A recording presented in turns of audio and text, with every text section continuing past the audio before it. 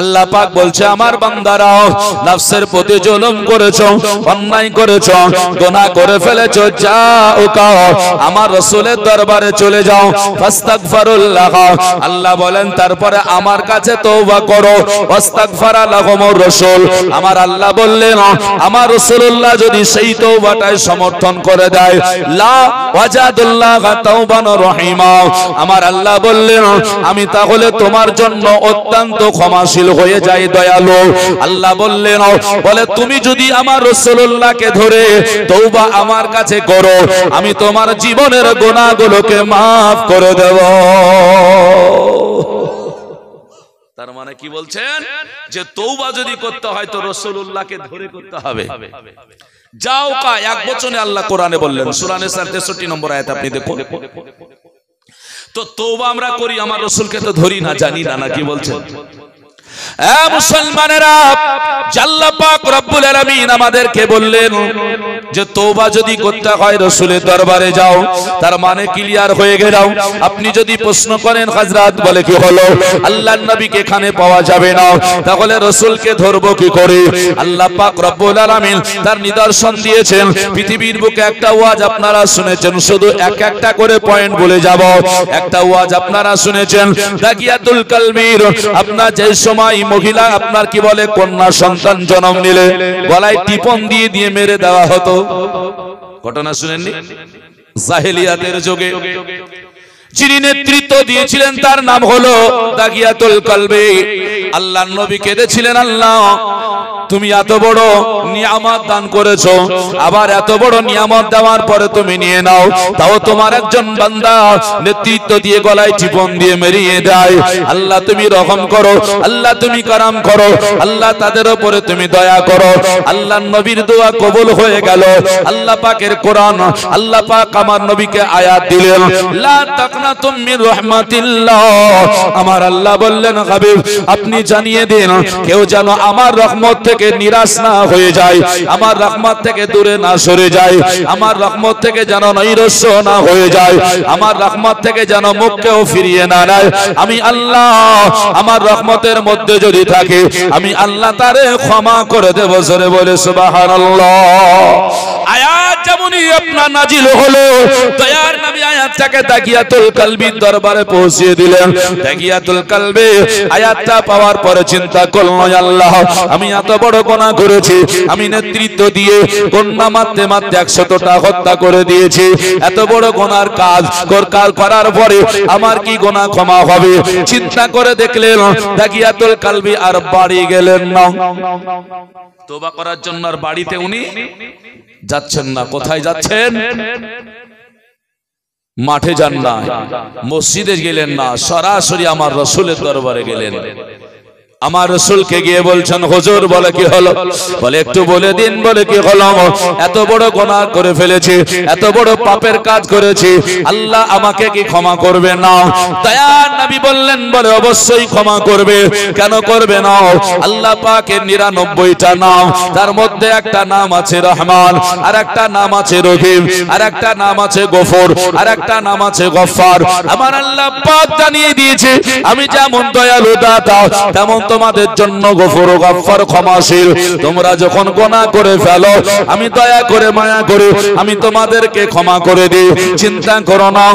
আর দাকিয়াতুল কালবি আমার নবীকে বলেন ইয়া রাসূলুল্লাহ হুজুর আপনার দরবারে সে হাজিরি দিয়ে দিয়েছি, দয়া করে মায়া করে আল্লাহ পাক যেন আমার তওবা কবুল করে নেয়, এর জন্য আপনি আমাকে তওবা করিয়ে নেন, আমি আল্লাহর দরবারে তওবা করব। আচ্ছা বাড়িতে আমরা যেভাবে তওবা করি উনি তওবা করতে পারতেন না? হচ্ছে না। নবী ছিলেন জিন্দেগিতে, তাই নবীর কাছে চলে গেলেন। প্রশ্ন হলো হুজুর তাহলে আমরা কেমন করে পাবো? আমাদের কাছে নবী নাই। নবীকে তো ভারতে পাওয়া যায় না, বাংলাদেশে পাওয়া যায় না, পাকিস্তানে পাওয়া যায় না, আফগানিস্তানে পাওয়া যায় না, ইরাকে পাওয়া যায় না, ইরানে পাওয়া যায় না, তুর্কিস্তানে পাওয়া যায় না, রাশিয়াতে পাওয়া যায় না, মিশরে পাওয়া যায় না। ও বন্ধু মুসলমানেরা, ইসলাম দরদিরা, আল্লাহর নবীকে আপনার মক্কা মদিনায় গেলে গেলেও তো পাওয়া যাবে না, কারণ নবী আমার কবরে রয়েছেন। না না না, একটা জিনিস আপনারা মনে রাখবেন, বলে শুনুন, বলে কি আল্লাহ পাক বলেছে, ওরে আমার বান্দা, আমার নবীকে খোঁজ করতে তোমাকে মক্কা মদিনায় যেতে হবে না, সারা পৃথিবীর কোনায় কোনায় যেতে হবে না। আমার রাসূলুল্লাহর হাদিসটাও শুনবেন। তবে আমার আল্লাহ জানিয়ে দিয়েছেন, আমার নবীকে যদি পেতে হয় তোমরা নফস খুঁজে নাও, কলব খুঁজে নাও, কারণ আমি আল্লাহ কোরআন শরীফের মধ্যে সূরা আহজাব 22 পারা আয়াত নাম্বার 6 আল্লাহ বললেন, আন-নাবিয়্যু আওলা বিল মুমিনিনা মিন আনফুসিহিম। আমার আল্লাহ বলেন, আমার হাবিবকে আমি এই ক্ষমতা দান করেছি, প্রত্যেকটা মুমিনের নফসের চাইতেও নিকটে আমি রাসূলুল্লাহকে স্থান দান করেছি। জোরে বলে সুবহানাল্লাহ। নবী রয়েছে প্রত্যেকটা মুমিন মুসলমানের নফসের চাইতে নিকটে। এর জন্য আমার আল্লাহ পাক রব্বুল আলামিন তিনি বললেন, বলে তোমরা যখন তওবা করবে আমার রাসূলুল্লাহকে ধরে নেবে, জেনে নেবে আমার রাসূলুল্লাহ তোমার কলবে রয়েছে। এটা মনে করে যদি আল্লাহর দরবারে তওবা করা হয়, আমার আল্লাহ রব্বুল আলামিন তোমার তওবা কবুল করবে আর জীবনের গুনাহ আল্লাহ maaf করে দেবে। আচ্ছা বলুন, যদি নবীকে ধরে না তওবা করেন তাহলে আর কবুল হবে? হবে না। এখন কথা হলো, এখানে আপনাকে একটা যুক্তি দিই, বুঝতে পারবেন। তো এই যে তওবা করব আমার রাসূলকে ধরে, আচ্ছা বলেন এটা কি ওসিলা হলো না? আচ্ছা ওসিলা যদি না মানেন তাহলে কি হবে জানেন? আমরা অনেকেই ওসিলাকে অস্বীকার করি, ওসিলা মানা যাবে না, বলি না? মানে অনেকে মনে করে ওসিলা মানে এদেরকে পিঠ ধরতে হবে, এটা মনে করে। শুনুন, ওসিলা যদি না মানেন, ওসিলা মানা যদি হারাম হয়, তাহলে বাড়ির বেটিগুলোনের বিয়ে দেওয়া হবে? হবে না। ওসিলা মানা যদি নাজায়েজ হয়, তাহলে বেটির বিয়ে দেওয়াও নাজায়েজ হবে। আমাদেরকে কেন দোষারোপ করে বুঝতে পারি না। কি বলে, এরা তো মাজার পূজারি, বলে না? বলছে মাজার পূজারি, এরা মাজারের কাছে যাওয়ার করে খাজা বাবা একটা বাচ্চা দাও বলে চাই, বলে না? মাজারে যে বাচ্চা চাই বলে না? বলে শুনুন, মাজারে যেতে হবে না, বাজারেও যেতে হবে না, ঘাটে যেতে হবে না, মৌলবীর কাছে যেতে হবে না, পীরের কাছে যেতে হবে না। খুব মনোযোগ দিয়ে শুনবেন। আপনার একটা মেয়ে 30 বছর বয়স হয়ে গেছে, ছোট্ট থেকে বড় করেছেন, শিক্ষা অর্জন করিয়েছেন, এত শিক্ষিতা মহিলা, ওর কাছে আপনি যেটাই যাবেন সেটাই সল জব হয়ে যাবে। এখন কথা আমি যেটা বলতে চাইছি, মহিলাটা পর্দাশীল, পুরুষকে কোনোদিন দেখেনি, পুরুষ ওকে দেখেনি, নামাজ কাজা করে না, সমস্ত ইবাদতের মধ্যে আছে আল্লাহ যেগুলো হুকুম করেছেন, নবী যেগুলো বলেছেন। এইরকম একজন মহিলা উম্মুল খৈর মা ফাতেমার মতো। আচ্ছা এই মহিলাটার বিয়ে না দিয়ে, অন্য হাতে তুলে না দিয়ে বাড়িতে মেয়েটাকে বলেন না, মেয়েরে বলে কি হলো, তোকে আমি খুব ভালোবাসি, বাড়িতেই থাক, তুই তো আমারই বেটি, কেন অন্যের হাতে যাবি? এক কাজ কর, বলে কি আল্লাহর কাছে একটা বাচ্চা চেয়ে নেয়। কি মনে হয়? হবে না? অপরাধ আছে। আগে বলেছে নমাজে ত্রুটি নাই, রোজাতে ত্রুটি নাই, হজে ত্রুটি নাই, যাকাতে ত্রুটি নাই, ইবাদতে ত্রুটি নাই, পর্দায় ত্রুটি নাই। পুরুষকে যেহেতু কোনোদিন দেখেনি, ও পুরুষকে দেখেনি, এইরকম মহিলার কথা বলেছি। আচ্ছা চাইতে কোনো ভুল আছে? মাজারে চাইনি, পীরের কাছে চাইনি, মৌলবীর কাছে চাইনি, বাবার কাছে চাইনি, চেয়েছে কার কাছে? হবে না বাচ্চা, হবে? হবে না। কেন হবে না? তাহলে অপরাধ তো দেখতে পাচ্ছেন না, তাহলে বাচ্চা কেন হয় না? আপনি বলবেন হুজুর অপরাধ যে ওটাই বলে কি ও বিয়ে করেনি। আরে বাচ্চার সঙ্গে বিয়ের কি আল্লাহ দিলে পারবে না? কিন্তু দিবে না। আচ্ছা বলেন, ওখানে তো আপনি বললেন দিলে পারে, তা আল্লাহ আমাদের পেট থেকে বাচ্চা নিতে পারতো না? বাচ্চা কোথায় আছে? নারীর কাছে না পুরুষের কাছে? হ্যাঁ, তা আমাদের কাছ থেকে আল্লাহ বাচ্চা নিত, আল্লাহ নিলে পারতো না? আল্লাহ নিলে পারত, তাহলে ওখানে আমি যাওয়ার আগে নিজেকে নিয়ে ভাবি, তাহলে আল্লাহ আমাদের কাছ থেকে কেন নিল না? বলবেন আপনি ওটাকে দিলে তো আল্লাহ দিলে দিতে পারে, তো আমাদেরকে কেন দেয় না? আমাদেরকে তো দিলে দিতে পারে নাকি? তো বলছে হবে না। আসল উদ্দেশ্য হলো দেবে না আল্লাহ পাক। কেন দেবে না? এই কারণে দেবে না, মহান রব তাআলাকে পেতে গেলে যেমন ওসিলা লাগে, আল্লাহ তাবারক ওয়া তাআলা বলছেন আমি যে তোমার গর্ভে থেকে একটা বাচ্চা দেব, তার জন্য তোমাকে একটা পুরুষের ওসিলা মাধ্যম লাগবে। কথা বুঝতে পারেন? এর জন্য বলছে ওই মহিলাটা বাচ্চা এই কারণে পায় না যে বাচ্চাও পাবে কোথায়? বাচ্চা তো রয়েছে একজন পুরুষের কাছে। আল্লাহ তাবারক ওয়া তাআলা বলছে আমার বান্দা, এ মুড়লেরা, এ মৌলভী সাহেবেরা, তোমরা কি একবার বুঝো না? বলে কি? বলে তোমার কাছে আছে বাচ্চা, ওই বাচ্চাটা তোমাকে আব্বা বলে ডাকবে, তো তুমি একটা মাধ্যম নাও, একটা নারীকে বিয়ে করো। ওটা না হলে তোমার বাচ্চা তোমাকে আব্বা বলে ডাকার মতো নাই। একে বলছে মাধ্যম। আচ্ছা এখন যদি আপনি বলেন ওসিলা মানা হারাম, তো তাহলে আর বেটিদের বিয়ে দেওয়া হবে? এ তো মাজারে বাবার কাছে, খাজার কাছে, কারো কাছে চাইনি, চেয়েছে আল্লাহর কাছে, তবুও দেয় না। বুঝতে হবে জিনিসগুলো। ওসিলা মানে আপনি যে এটা ওটা বুঝিয়ে দিচ্ছেন, এটা নয় কিন্তু। বন্ধু আমার ভাইরা, লক্ষ্য করতে হবে, আজ যদি ওসিলাকে হারাম বলে দেন, নিজের বিটির বিয়েটাকেও হারাম বলতে হবে আপনাকে। কোনো উপায় নেই, রাস্তা আপনি দেখাতেই পারবেন না। আল্লাহ তাবারক ওয়া তাআলা বলছেন যে আমি তোমাকে গুনাহ ক্ষমা করব, তোমার গুনাহ maaf করব। তুমি অন্যায় করেছো, কিন্তু তওবা যখন করবে তো আমার রাসূলুল্লাহর মাধ্যম নাও, আমার রাসূলুল্লাহকে ধরে তওবা করো। আল্লাহ যে নিয়ম দিয়েছে নিয়মে করতে হবে, নিয়মের বাইরে করলে হবে না। প্রত্যেকদিন ইমাম সাহেবকে সামনে নিয়ে নামাজ পড়ছেন, ইমাম সাহেবকে একদিন বলিয়েন না, ইমাম সাহেব বলে কি হলো?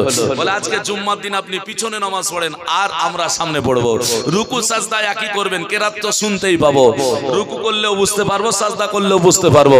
আপনি পিছনে পড়েন, আমরা আগে পড়ি, নামাজ হবে? ভুল কোথায়? কেরাতে ভুল নাই, রুকুতে ভুল নাই, সাজদায় ভুল নাই, সিস্টেমের ভুল আছে নাকি? ইমাম হতে হবে আগে, কিন্তু আজ হয়ে গেছে পিছনে।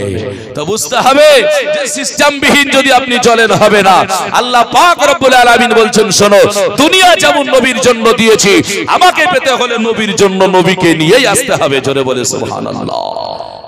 মুসলমান, এর জন্যই নবীকে নিয়ে আলোচনা প্রথম করেছি যে মানুষ আসলে মাটির নয়। আজকে এগুলোই বোঝাবো, মানুষ আসলে শুধু মাটির নয়, ব্রেন থেকে তুলে ফেলে দেন। আমরা মানুষ শুধু মাটির তৈরি বলতে বলতে বলতে বলতে আমরা নবীকেও মাটি বানিয়ে দিয়েছি। কেন? আমাদের ভাষা হয়েছে মানুষ হলো মাটির তৈরি, অতএব নবী মানুষ, নবীও মাটি, সাধারণ ভাবে বুঝতে গিয়ে। কিন্তু কোরআন বলছে না। তাহলে আমরা কেন বলবো? কোরআন যদি বলে মানুষ শুধু মাটির তৈরি না, আমরা কেন বলবো? নাকি বলছেন? কোরআন যেমন সূরা রহমান, না, মহান রব্বুল আলামিন তিনি জানিয়ে দিয়েছেন 27 পারায় আয়াত নাম্বার 14 তে মহান রব্বুল আলামিন বললেন খলাকাল ইনসানা মিন সালসালিন কাল ফাখর। আল্লাহ পাক বললেন মানব জাতিকে আমি শুকনো ঠনঠনে মাটি দিয়ে বানিয়েছি, যেমনই শুকনো ঠনঠনে মাটি দিয়ে বানিয়েছি। বললেন আল্লাহ পাক তো জানে যে মানুষ মাটি দিয়ে তৈরি, এটা যদি জেনে যায়, শুধু এটাই যদি ব্রেনে থাকে, তো নবী মানুষ, নবীকে মাটি বলবে। আর বলছেও তাই। আল্লাহ বলছেন বলে নাও, লক্ষ্য করবেন তাহলে বুঝতে পারবেন। একটা একটা করে বাবা জীবনী অনেক শুনেছেন, শুধু পয়েন্ট গুলো দিয়ে যায়। আল্লাহ বললেন না, মানুষ শুধু মাটি তৈরি নাও। কোরআনকে জিজ্ঞাসা করা হোক, কোরআন তুমি একবার আমাদের বলে দাও মানুষ শুধু মাটির তৈরি নাকি অন্য কিছুর তৈরি? কোরআন বলবে না না না। কোরআন শরীফ 30 পারা সূরা ইনাফ নাজর আলাক আয়াত নাম্বার 2 আল্লাহ পাক রব্বুল আলামিন তিনি বললেন, বলে মানুষ শুধু মাটির নয়, তাহলে কিসের? আল্লাহ পাক বলছেন খলাকাল ইনসানা মিন আলাক। আমার আল্লাহ বললেন মানব জাতিকে আমি বানিয়েছি রক্ত এবং পিণ্ড দিয়ে। তাহলে মাটি শুধু হলো? আবার আল্লাহকে জিজ্ঞাসা করেন, আল্লাহ মানুষ আর কিসের তৈরি? আল্লাহ তুমি উত্তর দাও, ওই মানুষ আপনার জানো কিসের তৈরি? উত্তর দিতে গিয়ে আমার আল্লাহ রব্বুল আলামিন বললেন শুধু মানুষ আপনার মাটিরও নয়, শুধু রক্তপিণ্ডেরও নয়, মানুষকে আল্লাহ বললেন নুতফা। আল্লাহ বলছেন মানুষও হলো নাপাক বীর্যের তৈরি, নাপাক পানির তৈরি। তাহলে শুধু মাটি? তাহলে মাটি মাটি গল্প করতে করতে করতে আজকে নবীকে এইভাবে বুঝেছি। আর সাধারণ ছেলে তো জানে না, এখন যে কেউ কিছুই জানে না, ওকে যদি একটা আয়াত জানান তো বিশাল কিছু মনে করবে যে একটা শিখেছি না, কি বলে। তো দেখা গেল গোটা কোরআন মাজিদের মধ্যে কোন আলেমের কাছে গিয়ে বলছে দেখো দেখো মানুষ মাটির তৈরি, সূরা রহমানের 14 নম্বর আয়াতে দেখো আল্লাহ পাক মানুষকে মাটি দিয়ে বানিয়েছে। বলছে আরে সর্বনাশ, কোরআনে তো বলছেন মানুষ মাটি তৈরি, নবী মানুষ, তাহলে নবী মাটি। এই যে সাধারণ ভাবে নিয়ে নিলেন। আচ্ছা, আর একটা মানুষের কথা বলি, আমাদের আদম নবী আলাইহিস সালামের বিবি হাওয়া রাদিয়াল্লাহু তাআলা আনহা, তিনি কিসের তৈরি গো? আচ্ছা, উনি তো মানুষ না, কি বলছেন? তিনি কিসের তৈরি? হাওয়া হাড়ের তৈরি না? তাহলে দেখেন মানুষ আবার হাড়েরও তৈরি। তার মানে বোঝা গেল যে মানুষ শুধু মাটির নয়। এটা তো ক্লিয়ার হলেন নাকি? অতএব কেউ যদি বলে যে মানুষ শুধু মাটির তৈরি, ওকে বলবেন না না, মানুষ শুধু মাটি হবে কেন? ওটা ভুল বলছো। মানুষ শুধু মাটির তৈরি নয়। আর মানুষ যদি শুধু মাটির তৈরি হতো তাহলে তো কোনো গল্পই ছিল না, আমরাও নবীকে মাটি বলতাম। কিন্তু বলি না কেন? আল্লাহ পাক রব্বুল আলামিন তিনি জানিয়ে দিয়েছেন, বলে শোনো নবীকে শুধু মাটি মাটি করো না, কারণ আমি আল্লাহ নবীকে মানব করে বানিয়েছি। আল্লাহ পাক আমি নবীকে দুনিয়ার বুকে দিয়েছি, কিন্তু নবীর প্রশংসা তোমাদেরকে করতে হবে। বলে কি করে করতে হবে? আল্লাহর কোরআন অটুট সংবিধান তিনি আল্লাহ পাক রব্বুল আলামিন জানিয়ে দিলেন।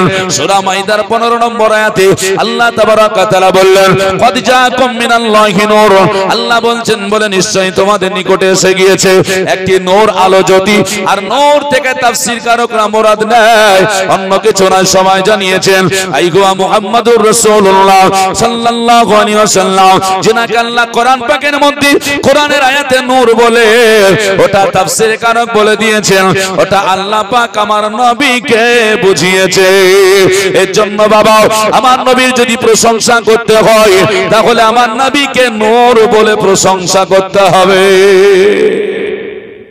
কথা বোঝা যাচ্ছে? তা না হলে হবে না। শুধু তাই নয় মুসলমান আমার ভাইরা, আরেকটু এগিয়ে যাই তাহলে বুঝতে পারবেন আমার আল্লাহ আমার নবীকে কি বানিয়েছেন। আল্লাহ পাক রব্বুল আলামিন তিনি বললেন কদ জাআকুম বুরহানুম মির রাব্বিকুম।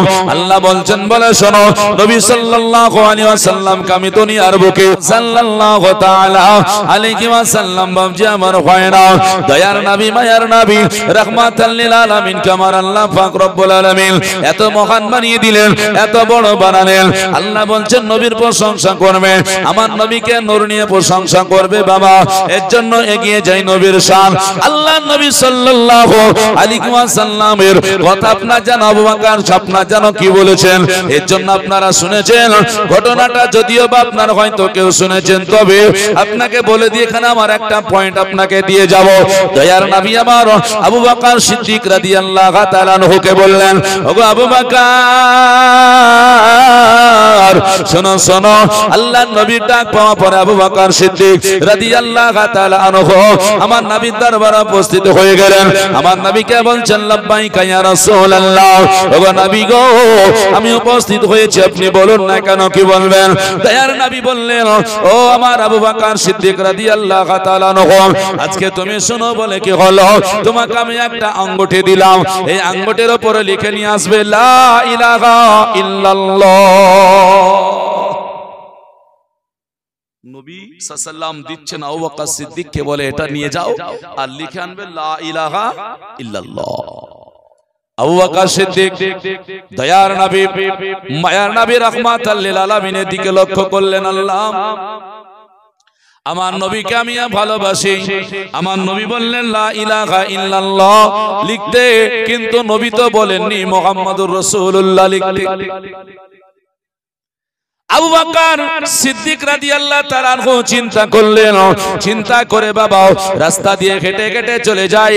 মনের মধ্যে এটা আপনার যেন চিন্তা করে ফয়সালা নিলেন, আয় আল্লাহ তুমি যারে ভালোবেসেছো, তুমি যাকে ভালোবাসতে বলেছ, আমি তারে ভালোবাসি, আমি তাকে মহব্বত করি, ভালোবাসি, ওটা অন্য কেউ নয় দয়ার নবী। তাই বলছেন বলে কোন রকমের যদি কোনো ভুল হয় আমি নবীর কাছে ক্ষমা চেয়ে নেব, তবে আজকে যেন নবীর মহব্বতে আমি কমতি করতে পারবো না। চিন্তা করলেন, বলে আংটিটার লা ইলাহা ইল্লাল্লাহর পরে মুহাম্মাদুর রাসূলুল্লাহটাও লিখিয়ে দেব। এই বলে আপনার যেন জিনার কাছে লিখবেন, স্বর্ণকারের কাছে যাওয়ার পর আপনার যেন হাজিরি দেওয়ার পরে আপনার যেন বলছেন, বলে ভাই গো, এই আংটিটা আমার রাসূল পাক সাল্লাল্লাহু আলাইহি ওয়াসাল্লামের, আমার রাসূল দিয়েছেন, এই আংটিটাতে লিখতে বলেছেন লা ইলাহা ইল্লাল্লাহ। তবে তোমাকে বলে যাই, শোনো, এই আংটিটাই লিখে নিয়ে আসবে লা ইলাহা ইল্লাল্লাহ। যখন নবী আমার বলেছে তোমাকে বলি লিখে দেবে লা ইলাহা ইল্লাল্লাহ মুহাম্মাদুর রাসূলুল্লাহ। জোরে বলে সুবহানাল্লাহ। বন্ধু আমার মুসলমানেরা, আবু বকর সিদ্দিক রাদিয়াল্লাহু তাআলা আনহুর চাইতে বলুন না নবীর আপন কে ছিলেন? এত কাছে আর কেউ ছিল? যেন কমে গেল মনে হলো না। মুসলমান যাই হোক, ভালো করে পয়েন্টটা নিয়ে যান। আবু বকর সিদ্দিক রাদিয়াল্লাহু তাআলা আনহুর চাইতে আপন নবীর কাছে কেউ ছিল না সাহাবীদের মধ্যে, না কি বলেন? তাহলে নবী এক কথা বললেন আর আবু বকর আরেকটা বাড়িয়ে দিলেন কেন? তাহলে ইশক মোহাব্বত আলাদা জিনিস হয়, তবে মোহাব্বত যে করবেন নবীর দেওয়া চাইতে বাড়তি হয়ে গেল না। বলছেন নবী যা বলেছেন তার চাইতে বাড়তি হলে জাহান্নামে যেতে হবে। তাহলে প্রথম কে জাহান্নামে যাবে? আবু বকর সিদ্দিক, না কি বলছেন? হ্যাঁ মুসলমান আমার ভাইরা, আবু বকর সিদ্দিক রাদিয়াল্লাহু তাআলা আনহু আংটিটার উপরে যেমন আপনার নবীর নামটা জোর দিয়ে লিখে দিয়েছেন, নেওয়ার পরে আপনার যেন বাড়ির দিকে রওনা হলেন। মহান রব্বুল আলামিন আমার নবী পাক আলাইহিস সালামকে আপনার যেন জিবরাইল সালাম দিয়ে জানিয়ে দিলেন, ওগো জিবরাইল, আমার নবীর দরবারে চলে যাও, আমার নবীকে জানিয়ে দাও আমার আবু বকর সিদ্দিক রাদিয়াল্লাহু তাআলা আনহু আমার নবীকে এত মহব্বত করেছে, ভালোবেসেছে। এই মহব্বত করার জন্য আমি মহব্বত করে যেমন নবীর নামটা মুহাম্মাদুর রাসূলুল্লাহ নিয়েছিলাম, আবু বকরও মহব্বত করে আমার নবীর নামটা নিয়েছে। জিবরাইল তুমি নবীকে বলে দেবে আমার আল্লাহ পাক যেন চায় দুনিয়া শুধু নয় কবরেও যেন আবু বকর নবীর পাশে যেন জায়গা পায়। যে কাজটা আপনি করবেন ওটা হাদিস কোরআনের অনুকূল হচ্ছে কিনা দেখুন, যে এটা নবীর নাম আছে কিনা, আল্লাহর নাম আছে কিনা, ইসলামিক ঠিক আছে কিনা। আপনি বলে দিলেন, বলে এই কাজটা করা যাবে না, বাড়তি হয়ে যাচ্ছে। বলে বাড়তি আমাদের আমলের জিন্দেগি, আমাদের আমলই নাই। এখন আবু বকর সিদ্দিক রাদিয়াল্লাহু তাআলা আনহু মালটা নিয়ে চিন্তা করছেন, আল্লাহ কি হবে, কি হবে, নবী কি আমাকে কিছু বলবেন, আমাকে কিছু বলবেন। চলে যাচ্ছেন, যেতে যেতে যেতে নবীর কাছে নিয়ে এসে হাজির। নবী আমার মুচকি মুচকি হাসছেন। আবু বকর বলছেন, হুজুর বেয়াদবি মাফ করবেন। বলে কেন, কি হলো? বলে কিছু হয়নি হুজুর, শুধুমাত্র আংটিটা নিয়ে এসে দিয়েছি। হুজুর আপনি বলেছেন লা ইলাহা ইল্লাল্লাহ লিখতে, আমি পারিনি থাকতে, মুহাম্মাদুর রাসূলুল্লাহটা জুড়িয়ে দিয়েছি। নবী বললেন, আবু বকর চিন্তা করো না, চিন্তা করো না, আমি রাসূল পাক সাল্লাল্লাহু আলাইহি ওয়াসাল্লাম জেনে গিয়েছি, আল্লাহ আমাকে জানিয়ে দিয়েছে, এটা হলো নবীর ইলমে গায়ব। একটা উদাহরণ দিই, রাসূল সাল্লাল্লাহু আলাইহি ওয়াসাল্লামের পাশে আবু বকর, তারপরে হযরত ওমর রাদিয়াল্লাহু তাআলা আনহু, দুইজন সাহাবী আছেন। একটা জায়গা খালি আছে না নাই? আছে না? দেখেছেন, আপনি হজ করেছেন। আমার ওয়াজটা একটু যদি বুঝেন তাহলে বুঝতে পারবেন, মানে হাদিস ও কোরআনের আলোকে দেখবেন পয়েন্টগুলো আপনাকে দিয়ে যাচ্ছি যুক্তি দিয়ে। এই আয়াতটা আপনাকে যে রাসূলের কথাটা বলছি ধরে দেওয়ার জন্য বলছি। আচ্ছা ওই জায়গাটায় কার কবর হবে? আচ্ছা ঈসা আলাইহিস সালামের কবর হবে, এটাও জানেন। এই কথাটা কে বলেছেন আপনাদের? আল্লাহ বলেছেন, রাসূল বলেছেন, তাই না? আল্লাহর নবী বলেছেন এবং জায়গাটা খালি রাখতে বলেছেন। এখন আমার কথা হলো, অনেকেই বলে যে কার কোথায় মৌত হবে আল্লাহ ছাড়া কেউ জানে না।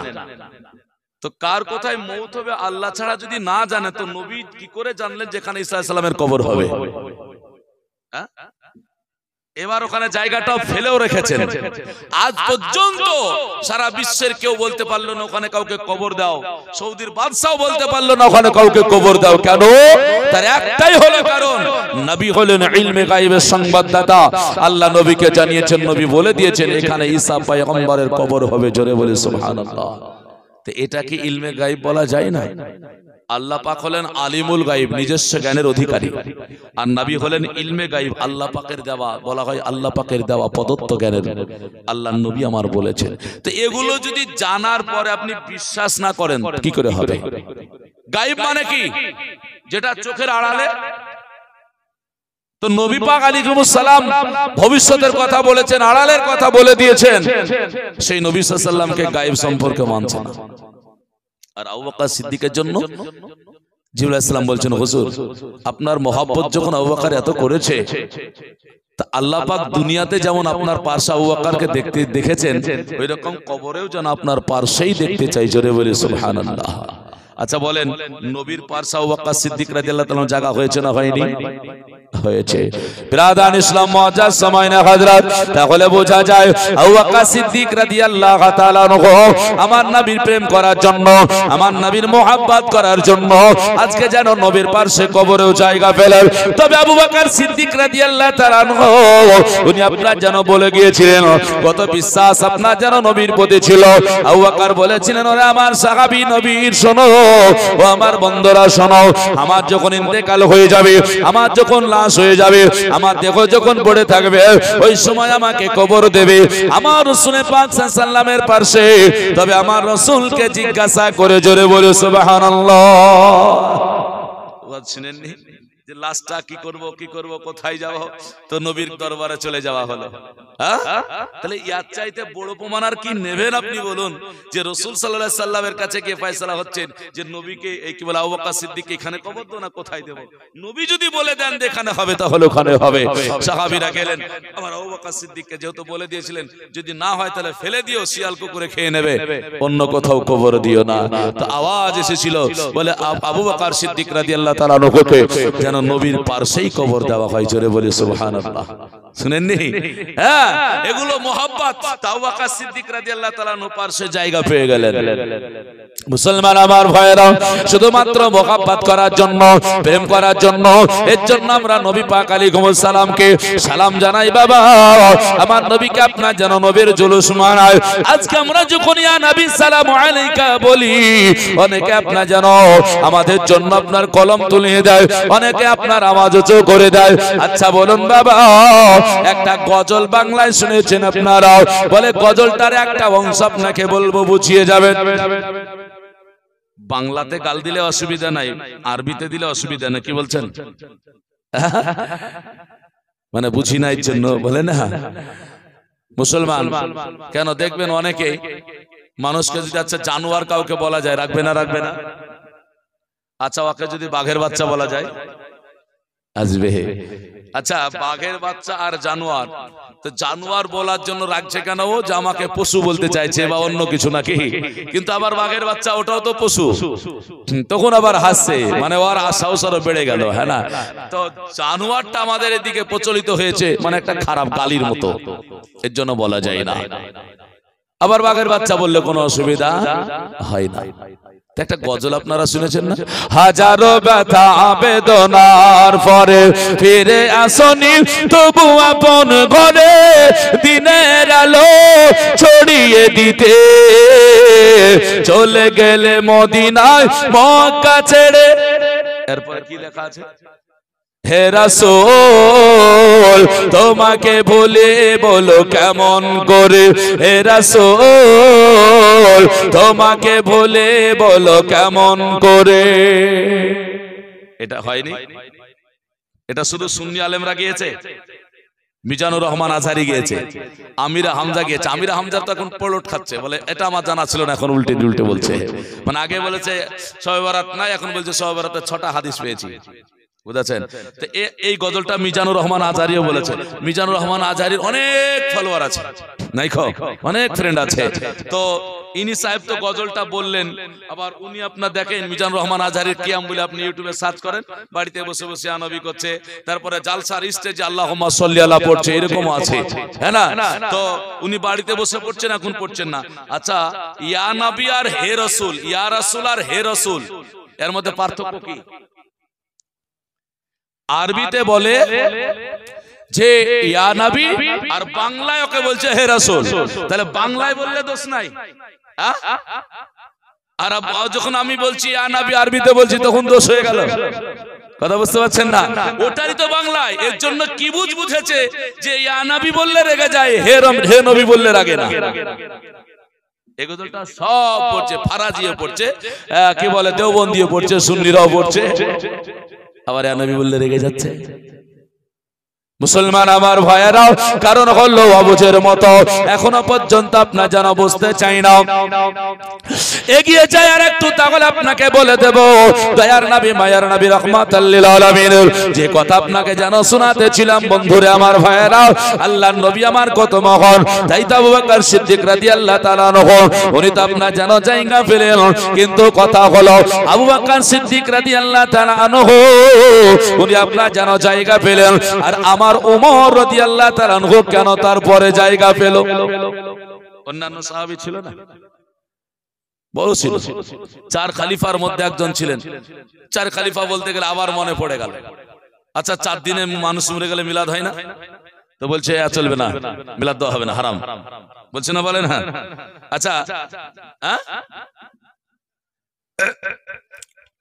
উঠে গেছে, হ্যাঁ না মুসলমান। যাই হোক, আগে আপনাদের এই এলাকায় মৌলানা এহিয়া সাহেব খুব আসতেন না?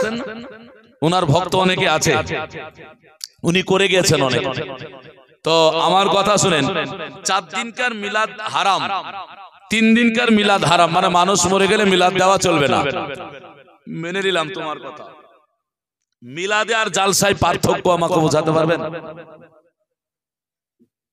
এক জায়গায় পার্থক্য আছে, এর জন্য মিলাদ আর জালসায় ওই পার্থক্যটুকুর জন্য জালসাটা জায়েজ হয়েছে।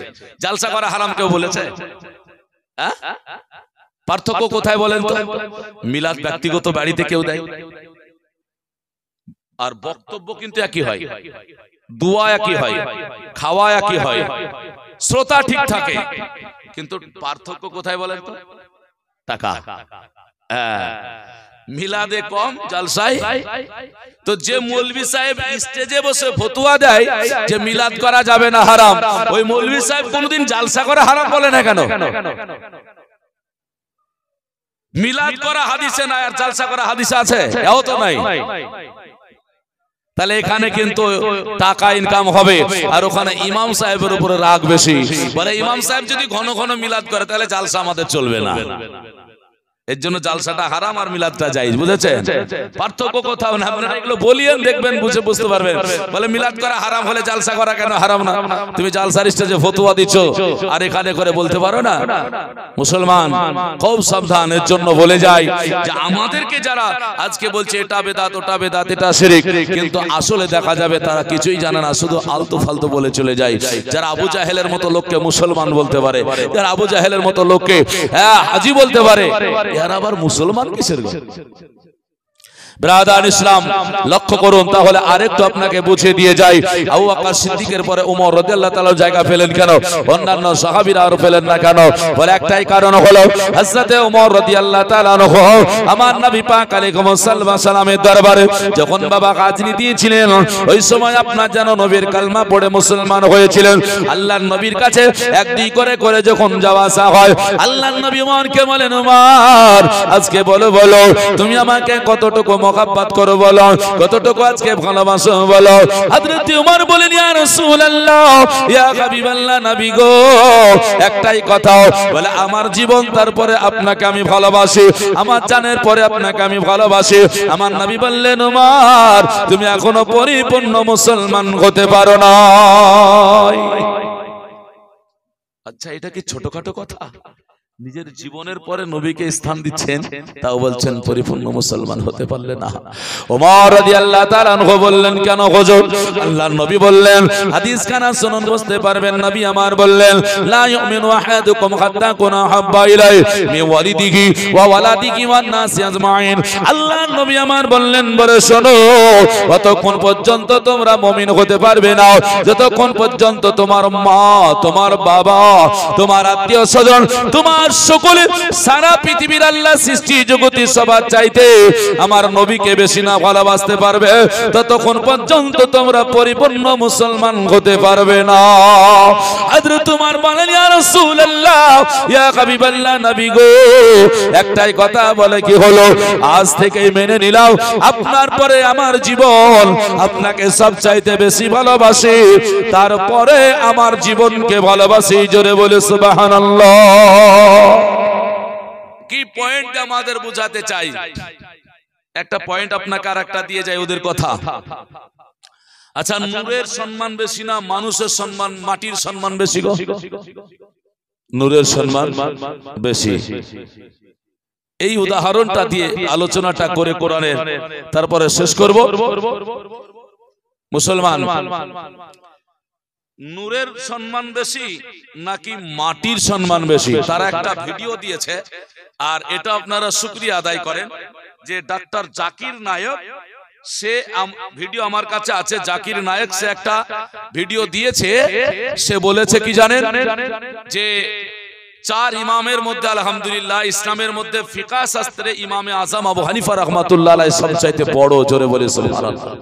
বলছে ইমামে আজম আবু হানিফা রাহমাতুল্লাহ আলাইহি, অর্থাৎ হানাফি মাসলাক হলো শ্রেষ্ঠ মাসলাক। আচ্ছা, আপনারা হানাফি না? তাহলে আলহামদুলিল্লাহ যে হানাফিকে স্বীকার করে নিয়েছে যে হানাফিরা সঠিক জায়গায় আছে। এটা ডাক্তার জাকির নায়কের একটা ভিডিও আছে। এ কখন স্বীকার করলো জানেন? শ্রীলঙ্কার একজন আলিম, যার নাম হলো আহসানুল হক কাদরি, ওকে এহসানুল হক কাদরি বলে। ওনার সঙ্গে একদিন আলোচনায় বসেছিলেন, তারপরে উনি হানাফি মাসলাকে স্বীকার করে নিয়েছেন। তো তাদের মধ্যে থেকে একটা ভিডিও আসে, যত লামাজাবি আছে, যত গায়ের মুকাল্লিদ আছে, যত ফারাজি আছে, এর একটা ভিডিও দিয়েছে, ওহাবি আছে, এর একটা ভিডিও দিয়েছে, দেওবন্দি আছে। তাদের ভিডিও খুঁজলে পাবেন। সেটা হলো যে নূরের চাইতে মাটির সম্মান বেশি। তাদের যুক্তি কি? বলে আল্লাহ পাক রব্বুল আলামিন আদম আলাইহিস সালামকে সাজদা করতে বলেছিলেন। কাকে সাজদা করতে বলেছিলেন? ফারিস্তাকে নাকি? ফারিস্তারা সাজদা করবে কাকে? আদম আলাইহিস সালামকে। আর ফারিস্তারা হলো নূরের তৈরি, আর আদম আলাইহিস সালাম হলো মাটির তৈরি। তো যাকে সাজদা করা হয় তার সম্মানিত বেশি নাকি? হ্যাঁ, আল্লাহকে সাজদা করি তো আল্লাহ আমাদের চাইতে আল্লাহর সম্মান বেশি তো নাকি বলে? তো যাকে সাজদা করা হয় বা যাকে সম্মান করা হয়, জানতে হবে আপনাকে যদি আমি শ্রদ্ধা করি, জানতে হবে আমার কাছে আপনি আমার সম্মানীয় ব্যক্তি, হ্যাঁ না? তো আদম আলাইহিস সালামকে সাজদা করতে বললেন কে? আল্লাহ ফারিস্তাকে। এর জন্য তারা বলে যে ফারিস্তারা নূরের তৈরি, সাজদা করলো মাটিকে, তো বরং মাটির মর্যাদা সম্মান বেশি নূরের চাইতে। এই ভিডিও আপনারা শুনেছেন কিনা জানি না। ইনাদের এই বক্তব্যটা সম্পূর্ণরূপে ভুল। বার্তাটা দিয়ে যায়, বার্তা অন্য কিছু নয়। কি সেটা? কোরআনে আল্লাহ বলছেন, ইজ ক্বালা রাব্বুকা লিল মালাইকাতি ইসজুদু লি আদামা ফাসাজাদু ইল্লা ইবলিসা আবা ওয়াস্তাকবারা ওয়া কানা মিনাল কাফিরিন। আছে না নাই? আল্লাহ বলছেন যখন ফারিস্তাকে ডেকে বলছেন, ইজ ক্বালা রাব্বুকা লিল মালাইকাতি ইসজুদু লি আদাম, আল্লাহ বলছেন হে আমার ফারিস্তারা তোমরা সাজদা করো কাকে? আদমকে। আচ্ছা, এখানে কি আল্লাহ পাক মাটিকে সিজদা করতে বলেছেন? আদমকে করতে বলেছেন। তা আদম কেন নাম নিলেন আল্লাহ? আদম কেন বললেন? তার একটা কারণ। মাটিকে আল্লাহ পাক বলেননি সিজদা করতে। মাটি তৈরি হতেই পারে। আমরা যখন পান করি দোকানে একটা বিস্কুটের পরে চা পান করি না? ওখানে চা থাকে, চিনি থাকে, পানি থাকে, দুধ থাকে, আরো কিছু থাকে নাকি? কিন্তু শেষখানে কি বলি? চা, হ্যাঁ না? কেউ বলি না পানি, কেউ বলি না চিনি, সবাই বলি চা। তো এখন চা পান করাকে নিয়েছে যদি বলেন যে আমরা পানি পান করি, আচ্ছা কথাটা কেউ মেনে নেবে? তা আল্লাহ পাক আদম নবীকে মাটি দিয়ে বানিয়েছেন ঠিকই, কিন্তু আল্লাহ পাক মাটিকে সিজদা করতে বলেননি। আল্লাহ কাকে বললেন? আদমকে। তো আদমকে কেন সিজদা করতে বললেন এখানে করে বুঝতে হবে। তারা কিন্তু ওটা বলে না, তারা বলে যে আল্লাহ পাক মাটিকে সিজদা করতে বলেছেন। না, কখনোই নয়। আদম আলাইহিস সালামকে সিজদা করতে বলেছেন। আর আদম আলাইহিস সালাম কি ছিলেন? একজন মানুষ, একজন মানুষ। আর মানুষের সম্মান ফেরেশতার চাইতে কম না বেশি? আল্লাহ কম দিয়েছে নাকি? হ্যাঁ, কোথায় লেখা আছে? কোরআন পাকে লেখা আছে। অত সহজ নয়। আল্লাহ এর জন্যই ফেরেশতাকে হুকুম দিয়েছেন, বলে আদমকে সিজদা করো। কারণ বলে তুমি নূরের তৈরি হতে পারো, আর আদম আলাইহিস সালাম মাটির তৈরি হতে পারে, কিন্তু ওনাকে আমি মানব বানিয়েছি। আর মানবের মর্যাদা আল্লাহ বলছেন সবচাইতে বেশি দিয়েছি জগতে। জোরে বলে সুবহানাল্লাহ। কোথায় লেখা আছে? সূরা 3 30 পারা আয়াত নাম্বার 4। কি বলছেন আল্লাহ? লাকাদ খালাকনাল ইনসানা ফি আহসানি তাকওয়িম। এই আয়াতটা দেখুন, আল্লাহ বলছেন নিশ্চয় মানব জাতিকে তৈরি করেছি উৎকৃষ্ট আকৃতিতে ধারণ করে, শ্রেষ্ঠ জাতি করে, আশরাফুল মাখলুকাত করে। আল্লাহ বলছেন শোনো, এখানে করে লাকাদ খালাকনাল ইনসানের জায়গায় মালাইকা লাগাতে পারতেন, কিন্তু মালাইকা লাগায়নি। মালাইকা মানে হলো ফেরেশতা, কিন্তু ইনসান কেন বললেন? বলে পৃথিবীতে 18,000 মাখলুকাত আল্লাহ সৃষ্টি করেছেন। এই 18,000 মাখলুকাত আল্লাহ সৃষ্টি করেছেন, এটা কোথায় লেখা আছে? এটাও দুররে মুখতার কিতাবে লেখা আছে, হ্যাঁ না? তো বলছেন 18,000 মাখলুকাতের মধ্যে আল্লাহর সৃষ্টি জগতের মধ্যে শ্রেষ্ঠ জাতি হলো মানব জাতি। জোরে বলে সুবহানাল্লাহ। আলহামদুলিল্লাহ, আমরা মানব, আমরা মানুষ। আল্লাহ পাক মানুষকে শ্রেষ্ঠ বানিয়েছেন। আল্লাহ বলছেন মানুষকে যখন শ্রেষ্ঠ বানিয়েছি, আদম হলো একজন মানুষ, হে ফেরেশতা। তো আদম আলাইহিস সালাম প্রথম দুনিয়ার বুকে যাবে, তাই আদম আলাইহিস সালামকে তোমরা তাজমি একটা সাজদা করো, তাআবুদি নয়। কথা বুঝেছেন? মানুষ হিসাবে সাজদা করতে বলেছেন, আর ওনারা বলছেন মাটিকে সাজদা করতে বলেছেন। এর জন্য বলছে নূরের সম্মান বেশি না মাটির সম্মান বেশি? তো বলছে মাটির সম্মান বেশি যেহেতু নূরকে হুকুম করা হয়েছে। নাউযুবিল্লাহ মিন জালিক। কত নবীকে ছোট করার রাস্তা। যাকে আমি ভালোবাসবো তাকে কোনোদিন আমি ছোট করার চেষ্টা করব? কখনোই নয়। মুসলমান তাকে আমি বড় করব। কত বড় করব? আল্লাহ যতটা বড় করতে বলেছেন, হ্যাঁ না? আল্লাহ পাক আল্লাহ পাকের পরে আমার নবীকে স্থান দিয়েছেন। আমরাও আল্লাহ পাকের পরে আমার নবীকে স্থান দিয়ে আমরা মানি বাবজি আমার ভাইরা। তাই কোরআন ও হাদিস তুলে ধরেছিলাম। একবার দরুদ পড়ে আল্লাহুম্মা সাল্লি আলা মাওলানা মুহাম্মদ ওয়া আলা আলি সাইয়্যিদিনা মাওলানা মুহাম্মদ সাল্লাল্লাহু আলা মুহাম্মদ গরদম সবা।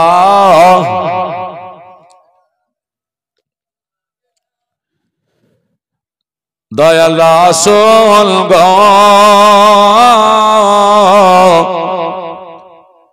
কেন গেলে এ দুনিয়া ছাড়িয়া?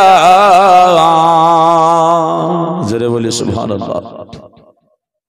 আমি সেরকম পরিস্থিতি হলে জীবনী একটু আপনাদেরকে শোনাতাম, কিন্তু নাই।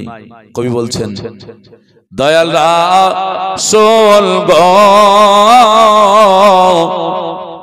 কেন গেলেন মোদেরকে ছাড়িয়া?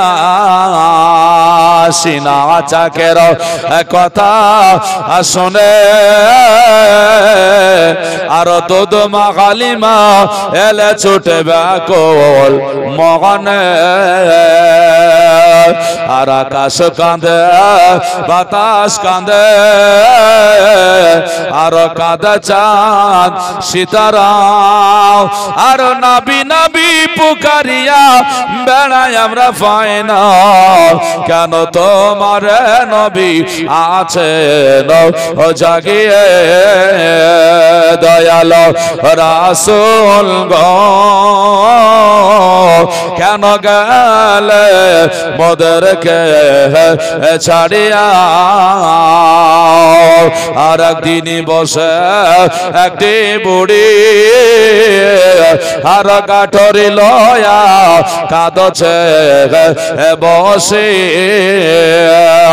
আর দয়াল নাবে বগড়ের কাঠরি খানা দিলেন ও গো পৌঁছায়া নবী আছেন ও জাগিয়া দয়াল রাসূল গো কেন গেলেন এ দুনিয়া ছাড়িয়া আর বুড়ি কি বলে ওরে সোনা তোমার নামটা কি আমায় বলো না বুড়ি জানে না তো এটাই সেই যার ভয় পালাচ্ছে তাই বলছে আর বুড়ি কি বলে ওরে সোনা তোমার নামটা কি আমায় বলো না আর তোমার নামটে না বলিলে সোনা তোমায় আমি ছাড়ব না নবী আছেন ও জাগিয়া দয়াল রাসূল গো কেন গেলে দুনিয়া ছাড়িয়া আর নবী কি বলে ওরে মাতা যার জন্নত বেগে আসলে হে থা আর আমি সেজে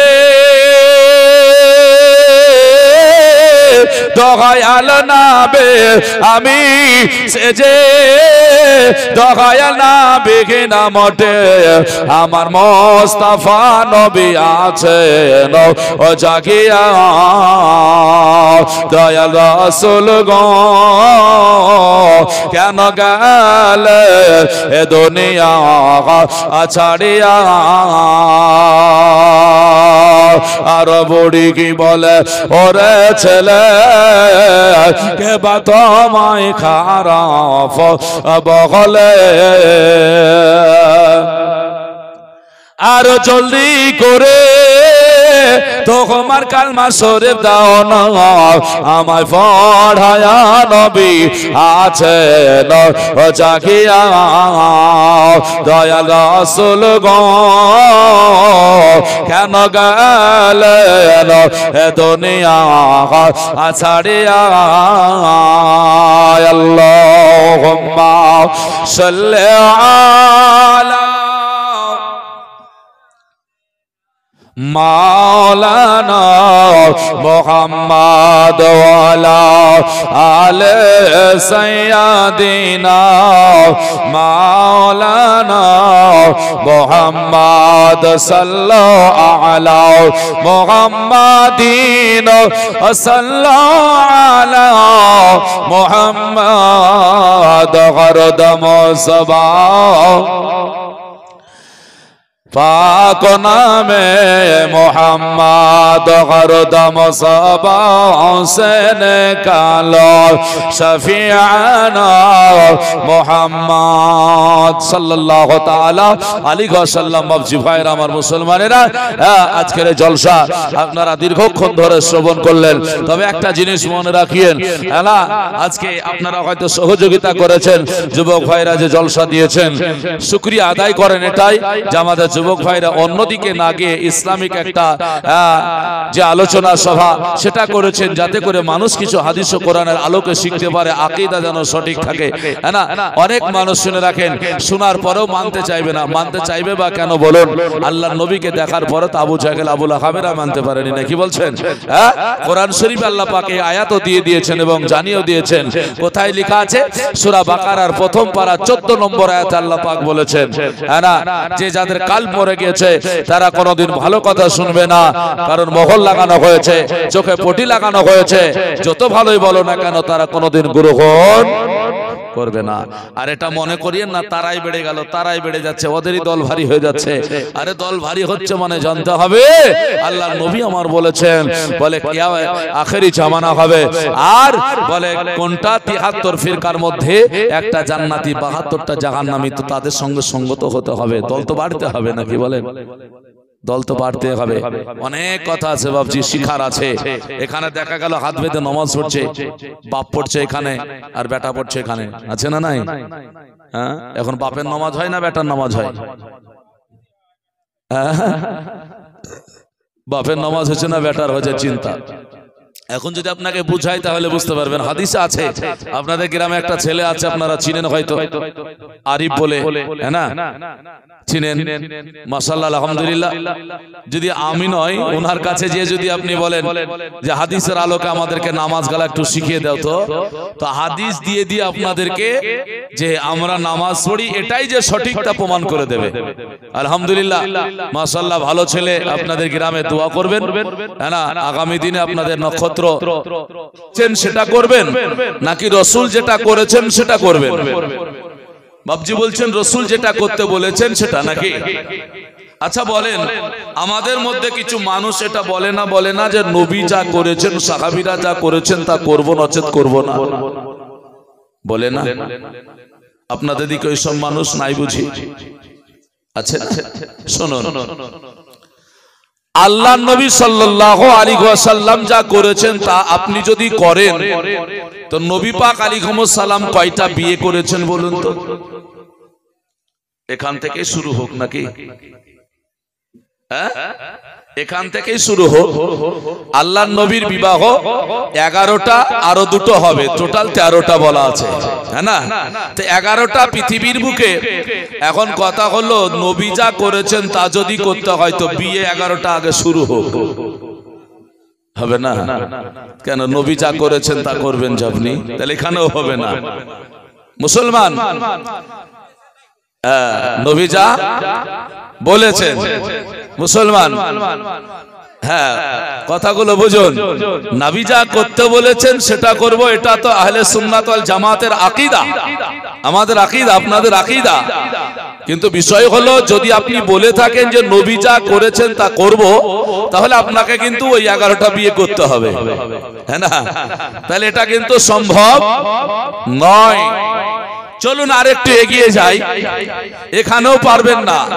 নাম্বার 2, আল্লাহ নবী সাল্লাল্লাহু আলাইহি ওয়াসাল্লামের জন্য 6 ওয়াক্ত নামাজ ছিল না, কি বলেন? আপনাদের জন্য কয় ওয়াক্ত? আমাদের জন্য তাহাজ্জুদ আছে নাকি ফরজ? কিন্তু নবী কন্টিনিউ পড়েছেন নাকি বলেন? মুসলমান, এখানেও পারবো না। আচ্ছা, এবার দেখা গেল যে সাহাবীরা যা করেছে তা করব, নচেত করব না। তাহলে নবী যা করেছে তা পারলাম না, এবার সাহাবীরা যা করেছে তা পারি কিনা দেখি। সাহাবায়ে কেরামের সংসার ছিল না? ছিল না? সন্তান আদি ছিল না? আচ্ছা, কোন একজন সাহাবীর নাম বলেন যিনি 5 ওয়াক্ত নামাজ পড়িয়েছেন এবং টাকা নিয়েছেন? নেননি? আপনাদের ইমাম সাহেবরা টাকা নেয় না? আচ্ছা, ইমাম সাহেব যদি বলেন যে সাহাবীরা যা করেছেন তা করব, নচেত করব না, তাহলে পারে সাহাবীরা ইমামতি করে পয়সা নেননি, তাহলে ওই মৌলভী সাহেবের পয়সা নেওয়া জায়েজ হবে? তাহলে ওই ইমাম সাহেবকে প্রথমত ইমামতি করতে হবে পয়সাবিহীন, পয়সা নেওয়া যাবে না, যেহেতু সাহাবীরা নেননি। সাহাবীরা যা করেছেন তা করতে হবে। এখন সাহাবীরা যা করেছেন তা আপনার দ্বারাই সম্ভব হলো না। চলুন একটা একটা করে বলবো মুসলমান। আবার যদি এগিয়ে যাই তাহলে আরো একটু বুঝতে পারবো যে আসলে কিন্তু আমরা বলি বুঝি না। বলি বুঝি না। তাহলে এখানে দাঁড়ালোটা কি, যে নবী যা করতে বলেছেন তা করতে হবে। এখন আল্লাহ রাসূল সাল্লাল্লাহু আলাইহি ওয়াসাল্লাম উদাহরণস্বরূপ বলি, যদি 100টা কাজ করেছেন তাহলে দেখা গেল নবী আমাদেরকে হয়তো 90টা করতে বলেছেন, 10টা বলেননি। কেন? আমাদের জন্য সম্ভব নয়। তাহলে নবী করেছেন, আমাদের জন্য নয়। আর জন্য বলছেন নবী যেটা করতে বলেছেন সেটা করো, নবী যেটা করতে বলেননি সেটা চুপ থেকেছেন, সেটা তোমাদের জন্য জায়েজ। কিন্তু নবী যেখানে নিষেধ করেছেন ওটা তোমরা করো না। তাহলে যেটা আপনি করবেন না, নায়ের দিকে যাবেন, তো আপনাকে দেখাতে হবে নবী আমার কোথায় নিষেধ করেছেন। কথা বোঝা যাচ্ছে? চলো মুসলমান, 2 নম্বর সাহাবী কে দিয়ে বোঝালাম, আর 1 নম্বর হলো রাসূল সাল্লাল্লাহু আলাইহি ওয়াসাল্লামকে দিয়ে বোঝালাম। এখন আরেকটা বিষয় প্রাথমিক অবস্থায় বোঝাতে চাইছি, কোরআন এবং হাদিসে থাকলে মানব, নচেত মানব না। এই কথাটা আমাদের মধ্যে আছে না? নাই? আছে না? সব সময় কোরআন আর হাদিসে থাকলে মানব, নচেত মানব না। এটা কোন থানা পড়ে? ডমকল নাকি? ডমকল থানা। আচ্ছা, ডমকল থানাতে আনুমানিক আপনাদের মাদ্রাসা কত হতে পারে? 100 হবে নাকি বলছেন? আচ্ছা, 100 বাদ দিয়েও যদি বলি তো 50টা ধরলাম, 10টাই হোক। আচ্ছা বলেন, যদি আমি 10টাও মাদ্রাসা ধরি তাহলে 10টা মাদ্রাসায় অন্তত শিক্ষক আছেন, আছে না নাই? শিক্ষক আছেন। এখন 10টা মাদ্রাসার শিক্ষকেরা দেখা গেল এই ডমকল থানার মধ্যে এমন একটা মাদ্রাসা আছে যে মাদ্রাসাটায় বুখারী, তিরমিজি, আবু দাউদ, নাসাই, ইবনে মাজাহ, মুসলিম শরীফ 6খানা সিহা সিত্তা হাদিস পড়ানো হয় এবং কোরআন শরীফের তাফসীর করানো হয়। এরকম 6খানা হাদিস আর কোরআনের তাফসীর পড়ানো মতো মাদ্রাসা আপনাদের ডমকল থানায় আছে? আমি একটা মাদ্রাসায় শুধু শুনেছি, সেটা হলো আমিনাবাদ। এটা ডমকল থানার মধ্যে পড়ে নাকি? ওখানে নাকি বুখারী দার্স দেওয়া হয়, শুনেছি, আমার জানা নাই অত। তবে তাহলে আমি একটা বাদ দিলাম, আরো তো 9টা মাদ্রাসা আছে নাকি? আচ্ছা, এই 9টা মাদ্রাসাতে এই 6খানা হাদিস আর কোরআনের তাফসীর, মানে কোরআন আর হাদিস পড়ানো হয় না। কথা বুঝেছেন? এই 1খানা ব্যতীত 9খানা মাদ্রাসায় কোরআন এবং হাদিস পড়ানো হয় না। কি পড়ানো হয়? ওখানে কোরআন আর হাদিস শেখার জন্য, কোরআন আর হাদিসকে সঠিকভাবে বোঝার জন্য কিতাব, বই পড়ানো হয় কিছু। আচ্ছা বলেন, যদি কোরআন আর হাদিস ছাড়া মানা না যায়, যদি ওটা বিশ্বাস না করা যায়, দলিল হিসাবে যদি কিছু না নেওয়া যায়, তাহলে ওই মাদ্রাসার শিক্ষকরা পড়াচ্ছেনটা কি? কথা বোঝা যায়নি? তাহলে ওই মাদ্রাসায় পড়িয়ে দেখা গেলেন দার্সি কিতাব যেগুলো পড়ানো হয়, যে আমার মতো মৌলভী সাহেব আর একজনের মতো মৌলভী সাহেব যিনি পড়াচ্ছেন, যদি ওই কিতাবটা আমি না মানি, বিশ্বাস না হয়, তাহলে ওই কিতাবটা পড়িয়ে আমার বেতন, টাকা খাওয়া জায়েজ হবে? মদ যদি খাওয়া হারাম হয় তো বিক্রি করা জায়েজ হবে? খাওয়া যদি হারাম হয় তো বিক্রি করাও হারাম। অনুরূপ ভাবে যদি হাদিস আর কোরআন ছাড়া যদি মানা না যায়, ওই সমস্ত ওলামাকে ধরুন আর বলুন, ভাই আপনি যে বলছেন কোরআন আর হাদিস ছাড়া মানবো না, তাহলে আপনি বলুন যে আপনার মাদ্রাসায় কি কোরআন পড়ানো হয়? কোরআন মানে এটা নয় যে আলিফ বেতে পড়তে পড়তে আমি কোরআন ধরলাম, এখন আলিফ লাম মিম শুরু করলাম, একে বলছি না। কোরআনের তাফসীর পড়ানো হয় কিনা? 6খানা সিয়াসিত্তা হাদিসের নাম যে আপনারা বলছেন, এই 6খানা সিয়াসিত্তা হাদিস পড়ানো হয়? মৌলভী সাহেব বলবেন না। তাহলে তুমি যে বলছো হাদিস আর কোরআন ছাড়া মানবো না, তো বইটা পড়াচ্ছ কেন? হ্যাঁ, ওই বইটা পড়াচ্ছ কেন? তাহলে ওইটা বাতিল দাও। পেটে দেয়, বাবজি বলছেন পেটে দেয়। একটা জিনিস মনে রাখতে হবে, আমার বলার আগে বুঝতে হবে যে আমি কোরআন পড়াই না, আমি হাদিসও পড়াই না, আমি একটা নাহমিরের মতো কিতাব পড়াই, হেদায়েতুন নাহুর মতো কিতাব পড়াই, কাফিয়ার মতো একটা কিতাব পড়াই, উসুলুস সাসির মতো একটা কিতাব পড়াই, নারুল আনোয়ারের মতো কিতাব পড়াই, আপনার ফিকাহ পড়াই, তাফসীর পড়াই, বালাগা পড়াই, ফালসাফা পড়াই, হিকমা পড়াই, ফারসি পড়াই। এই কিতাবগুলো হাদিস নয়। তাহলে এই মাদ্রাসায় মৌলভী সাহেবেরা এই কিতাবগুলো পড়ায় কেন? একটাই কারণ হতে পারে, হয় সংসার চালানোর জন্য, আর দ্বিতীয় না হলে পারে তার মাথায় ব্রেনে বুদ্ধি নাই। আল্লাহ পাক কোরআনে বলেছেন যার ঈমান চলে যাবে তো প্রথম তার আকল বুদ্ধি চলে যাবে। তাহলে যেতে হবে কোথায়? যে ঈমান হারা হয়েছে, এর জন্য তোমার বুদ্ধি হারা হয়ে গেছে, আগে তুমি কিছু বুঝো না। আমার কথা বোঝা গিয়েছে? এবার ক্লিয়ার করে বলতে চাইছে, এর জন্য কখনোই বলতে পারেন না হাদিস আর কোরআন ছাড়া মানবো না, এই কথা আপনার দ্বারাই আসতেই পারে না। কোন আলেম যদি হয়, কখনোই আলেমের মুখ দিয়ে এই কথা বেরোতে পারে না। আর যদি বেরিয়ে যায় তাহলে কি হবে? ওর সব একটা একটা করে আস্তে আস্তে হারাম হয়ে যাবে। কেন? আপনাকে দুটো বিষয় বুঝিয়ে দিই। একটা ছেলে তার স্ত্রীকে তালাক দিয়েছে, ঘটে না? ঘটে না? এই ছেলেটা তার ওই স্ত্রীকে তালাক দেওয়ার কারণে ওই তার স্ত্রীটা কতদিন পর অন্য এক ছেলেকে বিয়ে করতে পাবে? 3 মাস 10 দিন আপনাদের গন্তি হিসাবে বলছেন, তাই না? কিন্তু তাকে বলুন ভাই, এটা কি কোনো হাদিস আর কোরআনের মধ্যে পাওয়া যাবে কি? বলে এই মেয়েটা 3 মাস পরে বিয়ে করবে অন্যজনকে, এটা হাদিস আর কোরআনে আছে? সম্ভব নয়, বলতে পারবে না। কোরআনের একটি আয়াত আছে, মাসনা ওয়া সুলাসা ওয়া রুবা। একটা মেয়ে যখন তার স্বামীর কাছ থেকে তালাক হয়ে যাবে, ওই মেয়েটাকে 3 কুরু পর্যন্ত নিজের নাফসকে রুকে রাখতে হবে। এখন কুরু মানে 2 ইমাম 2টো মানে নিয়েছেন। এখানে হাদিস আর কোরআন আপনি পাবেন না, আপনাকে ফিকাহে যেতে হবে। নাম্বার 2, একটা পশু এই মাথার দিকটা একেবারে সেম ছাগলের মতো, আর এই দিকটা একেবারে কুকুরের মতো। আচ্ছা, এই পশুটা খাওয়া যাবে? হাদিস কোরআন থেকে পাওয়া যাবে না। হাদিস আর কোরআনে মাসলা পাবেন না, ফতোয়া পাবেন না। দ্বিতীয়, একটা মহিলা দরজার উপরে দাঁড়িয়ে আছে, ঠিক দরজাতে দাঁড়িয়ে আছে, ওর স্বামী বলল তুই ভিতরে গেলেও তালাক, বাইরে আসলেও তালাক। হাদিস আর কোরআন দিতে হবে ফয়সালা। মেয়েটা কি করবে? পাওয়া যাবে না। তাহলে এই মাসআলাগুলোর জন্য আপনি কি করবেন? আপনি তো আগেই স্বীকার করেছেন কোরআন আর হাদিস ছাড়া মানবো না, নাকি বলেন? এখন আপনি কি করবেন তাহলে? এটা হাদিসেও পাওয়া যায় না, কোরআনেও পাওয়া যায় না, এগুলো সব ফিকহ শাস্ত্রে যেতে হবে আপনাকে। মুসলমান, এর জন্য আপনাকে লক্ষ্য করতে হবে যে ভাষা প্রয়োগ করার আগে আপনাকে মনে রাখতে হবে যে শরীয়তের দলিল হলো 4খানা, কোরআন আর হাদিস শুধু না। শরীয়তের দলিল কতখানা বললাম? 4খানা। কোরআন শরীফ, হাদিস শরীফ, ইজমায়ে উম্মাত, কিয়াস। 4-এর মধ্যে থাকলে মানব, নচেত মানব না, কথা বলতে হবে। যদি বলেন কোরআন আর হাদিস ছাড়া মানব না, তাহলে পরে আপনি পারবেন না। এই মাসআলাগুলো ওলামাদের সঙ্গে আলোচনা করেন, আপনি পেয়ে যাবেন।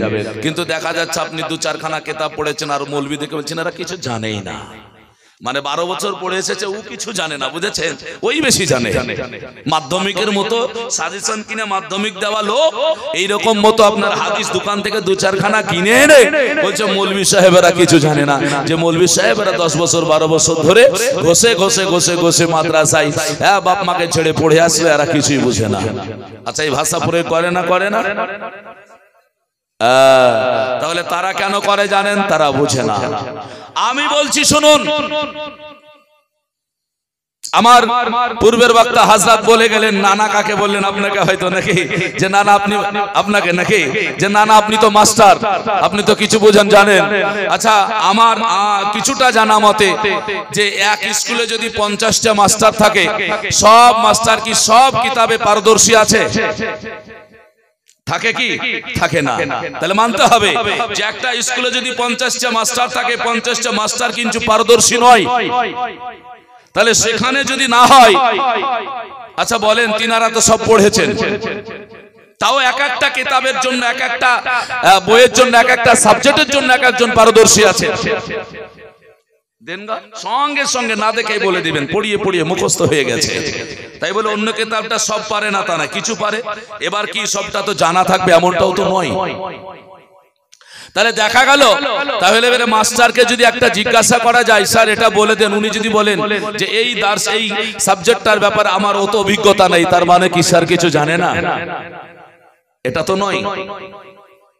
আপনি যে মাদ্রাসার মৌলানারা যারা পড়ে আসছেন তাদেরকে বলছেন কিছু জানে না, কোনো একটা মাসালায় হয়তো আটকে গেছে, কিন্তু যিনি জানে তার কাছে আপনি যান। শুনুন, এর জন্যই বলছি যতক্ষণ পর্যন্ত আপনি ভালো করে বুঝতে না শিখবেন ততক্ষণ হবে না।